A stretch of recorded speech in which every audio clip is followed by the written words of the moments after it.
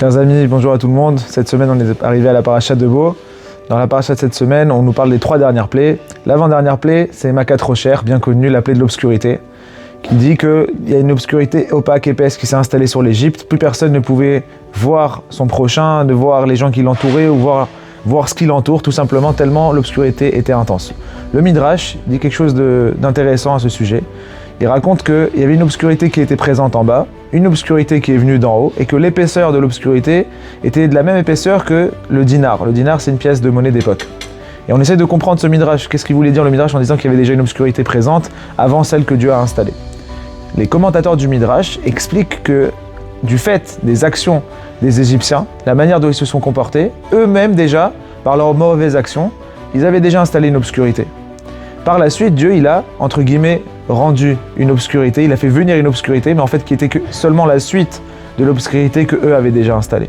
Ça va nous apprendre une chose très importante.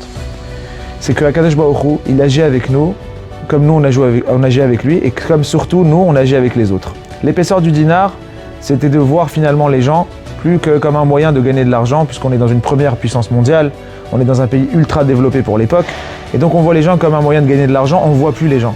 Il y a une obscurité qui est déjà installée, c'est qu'on n'est plus capable de voir les gens comme des êtres humains, mais comme des machines. Ça, c'est l'obscurité installée de base. Hachem, il va installer une obscurité, mais en fait, qui est la même, puisque finalement, ils ne se voient même plus. Ils sont plus capables de se voir. Mida keneged mida, on appelle ça mesure pour mesure. Et le Rabbi Levi Yitzhak de Barditchev, il explique que notre monde, c'est un monde de reflets. Quand il y a un éveil d'en bas, cet éveil, il monte là-haut, ça éveille des choses qui vont déverser une influence sur nous. De la même façon dans le mal, quand il y a un éveil qui se fait ici, donc l'obscurité ici que moi je crée, elle éveille une autre obscurité qui vient s'ajouter, qui vient me couvrir. C'est peut-être la clé, mes chers amis, dans beaucoup de problèmes, c'est de comprendre qu'est-ce que moi j'ai envie d'éveiller comme influence. Sur quel bouton j'ai envie d'appuyer, qu'est-ce que j'ai envie de recevoir en retour. Je peux rester dans mon obscurité, fermer les yeux, voir personne, rester enfermé dans mon problème, croire que je ne pourrais pas m'en sortir.